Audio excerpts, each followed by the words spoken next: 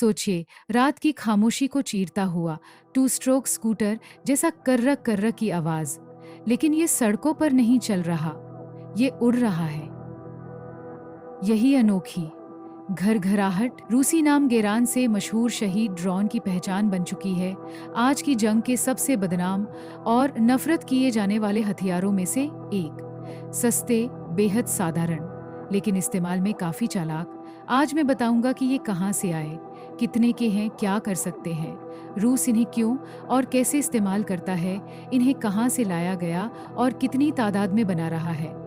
और आखिर में ये भी सोचेंगे कि इस कहानी से हमें आने वाले युद्धों के बारे में क्या सीख मिलती है, सिर्फ यूक्रेन के लिए नहीं। ये मोपेड कहाँ से आए और क्या कर सकते हैं।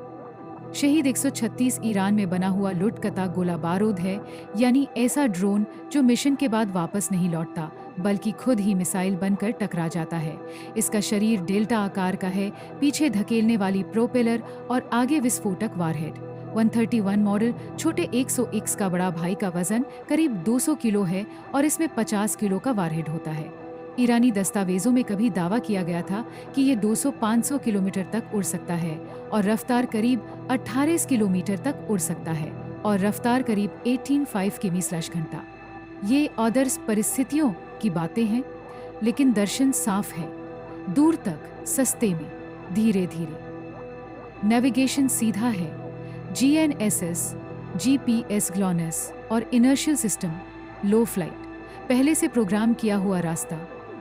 कोई दिखावा नहीं, लेकिन भरोसेमंद और बड़े पैमाने पर बनाया जा सकता है। बाद में रूस ने इसके अपने वर्जन बनाए, जैसे 90 किलो के भारी वारहेड, जिससे ईंधन कम और रेंज घट जाती है, और नेविगेशन जामिंग से बचने के उपाय। भारी वारहेड वाले वर्जन की दूरी घटकर करीब 750 किमी रह जाती है। ये बात मलबे की जांच से साबित हुई, यानी कम दूरी, ज्यादा धमाका। कितने के हैं और क्यों अहम है? जंग, साफ कहें तो, पैसों का हिसाब किताब है। शहीद चर्चित इसलिए हैं क्योंकि ये पारंपरिक एयर डिफेंस की लॉजिक उलट देते हैं। इनके बनाने की कीमत 20 से 50 हजार डॉलर तक आंकी जाती है, औसत करीब 35,000। लेकिन इन्हें गिराने वाली एक आधुनिक मिसाइल उससे कई गुना महंगी पड़ती है। यही राज है, लागत की असमानता। हमला करने वाला सस्ते में काम चला लेता है, जबकि बचाव करने वाला करोड़ों झोंक देता है। अगर उसके पास तोपें या ड्रोन इंटरसेप्टर जैसे सस्ते उपाय ना हो तो और भी मुश्किल। लीक हुई रिपोर्टों से पता चला कि शुरू में रूस जब तक खुद मैन्युफैक्चरिंग नहीं कर रहा था, ईरान से आयात किए गए ड्रोन के लिए बहुत ज़्यादा, लगभग $1 लाख प्रति यूनिट चुका रहा था। बाद में लोकल प्रोडक्शन से दाम घटाने की योजना बनी। नतीजा, हमलावर के लिए सबसे अहम है संख्या। सैकड़ों सस्ते ड्रोन भेजना, भले ही ज़्यादातर गिरा दिए जाएं, फिर भी क्रूज मिसाइल से सस्ता सौदा है। रूस ने इन्हें कब और कैसे इस्तेमाल करना शुरू किया? रूसी सेना ने सितंबर 2022 में पहली बार यूक्रेन पर शहीद का इस्तेमाल किया। पहले मलबे की पुष्टि खार्कीव में हुई। अक्टूबर तक ओडेसा, माइकोलाइव, खार्कीव और फिर कीव तक ये गिरने लगे। तब से मोपेड ऊर्जा ढांचे, लॉजिस्टिक्स और शहरी इलाकों पर संगठित हमलों का औजार बन गए। करबीन 2024 और 2025 में पैमाना और बढ़ गया। कुछ हफ्तों में सैकड़ों लॉन्च हुए। रात के झुंड हमले का मकसद था डिफेंस को थका देना। पहले धीमे शोर वाले ड्रोन, फिर तेज मिसाइलें। कुछ रातों में एक लहर में सैकड़ों ड्रोन रिपोर्ट हुए। ये साफ दिखाता है कि रूस की प्रोडक्शन कितनी तेज हो रही है और उसका इरादा यूक्रेन को लगातार अलर्ट में रखना है। रूस इन्हें कहां से लाया? शुरुआत ईरान से आयात से हुई। 2022 में ही अमेरिका और उसके सहयोगियों ने कहा था कि ईरान रूस को शहीद दे रहा है और क्रीमिया में ट्रेनर भी भेज रहा है। बाद में ईरान ने माना कि उसने ड्रोन दिए थे, लेकिन कहा जंग से पहले। लेकिन सबूत कुछ और ही कहते थे। सप्लाई रूट अलग अलग थे, हवाई जहाज और कास्पियन सागर के जरिए शिपमेंट। 2025 में यूक्रेन ने वोल्गा नदी के डेल्टा वाले ओलिया बंदरगाह में ईरानी पार्ट्स ले जाने वाले जहाज़ों पर हमला भी किया। इतनी दूर जाकर हमला करना इस रूट की अहमियत दिखाता है। मेड इन रूस कब से? 2023 से रूस ने तातारस्तान के अलाबुगा इकोनॉमिक जोन में लोकल प्रोडक्शन शुरू किया। जांच और थिंक टैंक रिपोर्ट और गिरे हुए गेरान-डू के मलबे ने दिखाया कि सिर्फ असेंबली नहीं बल्कि लोकल मटेरियल और इलेक्ट्रॉनिक्स का इस्तेमाल भी हो रहा है। यानी कॉपी से अपने वर्जन की तरफ बढ़ा। फैक्ट्री का लक्ष्य बड़ा था। लीक डॉक्यूमेंट्स और तस्वीरों से पता चला कि 2023 से 2.5 साल में 6000 यूनिट का प्लान था। 2024 में उत्पादन क्षमता दिन के 20 सालाना 5000 तक आंकी गई और बढ़ने की गुंजाइश थी। टेक्नोलॉजी हाईटेक नहीं, लेकिन पैमाना बड़ा और व्यवस्थित। रूस इन्हें कैसे चलाता है? रणनीति सीधी और चालाक दोनों है। शहीद रात में नीची उड़ान भरते हैं, नदियों और पेड़ों के बीच से दर्जनों की टुकड़ी बनाकर कई दिशाओं से। कुछ सेंसर की तरह काम करते हैं जिससे रडार लोकेशन का पता चले। कुछ डिकॉय हैं जो डिफेंस को महंगे मिसाइल दागने पर मजबूर करें। और आखिर में असली मिसाइलें आती हैं। इंटरसेप्ट दरें ऊंची होती हैं, लेकिन जब सैकड़ों उड़े तो कुछ तो निकल ही जाते हैं। टारगेट 2 तरह के हैं। पहला फ्रंटलाइन और बैकअप, गोदाम, वर्कशॉप, सप्लाई नोड्स। दूसरा ऊर्जा और सिविल इंफ्रास्ट्रक्चर, खासकर सर्दियों में सबस्टेशन, हीटिंग प्लांट, ट्रांसफार्मर। छोटे छोटे वारहेड से भी बार बार हमला कर सिस्टम को थकाया जा सकता है। डिफेंस के लिए महंगे मिसाइल बर्बाद न करना ही बेहतर है। इसलिए तोपें जैसे German Gepard, night vision, search lights और अब FPV ड्रोन जो हवा में टक्कर मारते हैं अपनाए जा रहे हैं। यूक्रेन लेयर डिफेंस बना रहा है ताकि हर स्तर पर सस्ते समाधान हो। बजट कामिकाजे किससे बनता है? मलबे की जांच जैसे कॉन्फ्लिक्ट आर्मामेंट रिसर्च ने की से चीनी पार्ट्स, इंटरमीडियरी चैनल्स से आए कंपोनेंट्स और रूसी सैटनेव मॉड्यूल मिले। सस्ते ड्रोन भी संवेदनशील सप्लाई चेन पर निर्भर हैं, इसलिए बार बार नई पाबंदियां लगाई जाती हैं। ये मॉलवैक का खेल है। संख्या और पैमाना कितने थे और कितने होंगे?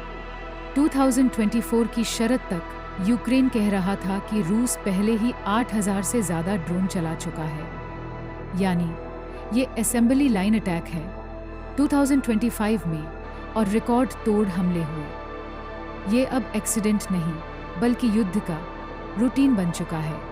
प्रोडक्शन क्षमता को ऐसे समझिए, मिनिमम प्लान 2023 की शुरुआत से 2.5 साल में 6000 सालाना 2024 का असली रफ्तार।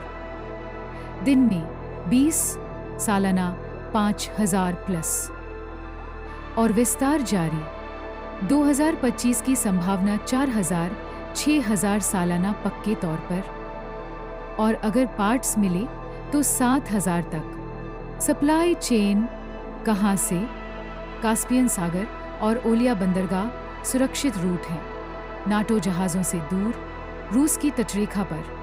इसलिए यूक्रेन ने इन्हें टारगेट किया। इसके अलावा cargo flights, smuggling, technology transfer. रूस चाहता है ज़्यादातर घर में बने, लेकिन माइक्रो इलेक्ट्रॉनिक्स उसकी एडी की एडी है। इसे पूरी तरह बदलना मुश्किल है। शहीद भले सस्ते हों, लेकिन बदलते रहते हैं।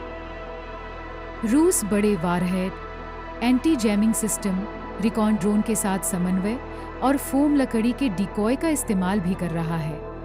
ये एक सस्ती ऑर्केस्ट्रा है।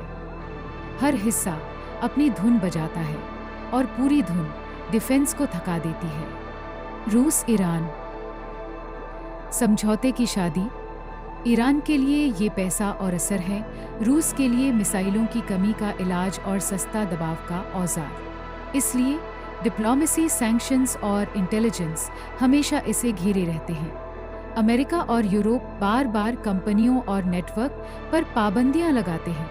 ये तुरंत रोक नहीं पाते, लेकिन लागत बढ़ाते हैं, और जब हथियार सस्ता हो तो हर डॉलर का इजाफा उसकी संख्या घटा देता है। शहीद असल में माइक्रो प्रोसेसर युग का V1 बम है। धीमा, साधारण, लेकिन बड़े पैमाने पर। इसकी ताकत है वक्त और तादाद। अगर हर रात सैकड़ों उड़ें तो 85-90% इंटरसेप्शन के बाद भी दर्जनों पहुंच ही जाएंगे और हर एक आग ब्लैकआउट या अफरा तफरी ला सकता है। ये धैर्य का हथियार है, साथ ही सीखने का औजार। हर लहर डिफेंस को टेस्ट करती है। ये कब तक चलेगा?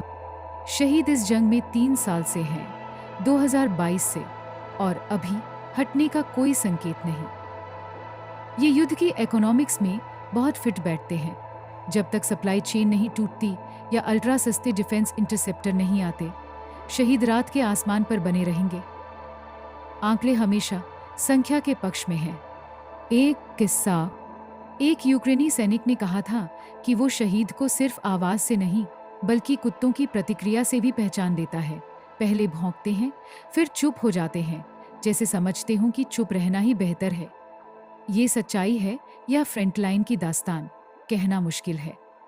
लेकिन ये दिखाता है कि ये हथियार सिर्फ विस्फोटक नहीं बल्कि मनोवैज्ञानिक भी है, और अफसोस ये असरदार है।